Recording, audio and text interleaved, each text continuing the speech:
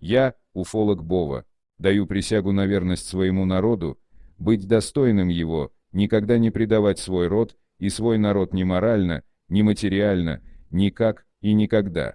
На службе у пришельцев никогда не состоял, за исключением временного христианства в 90-е годы.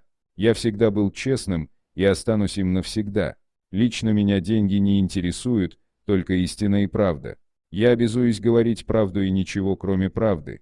И если я совершу ошибку, то принесу публичные извинения, я закрою свой канал и уйду.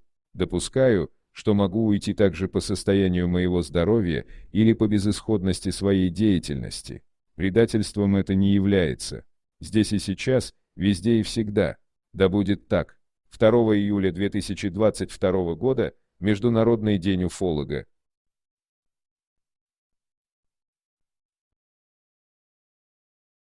Есть славяне, ведь свободно над державой льется, и с любовью к народу верно сердце бьется.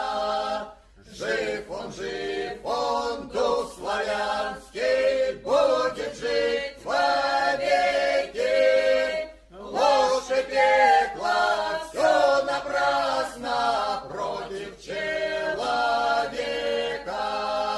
Ложь и пекла, все напрасно против человека. Языка дар первотворца светит сквозь времена. Бережем мы дар тот Божий, славян просвещенный. Пусть над нами света знак.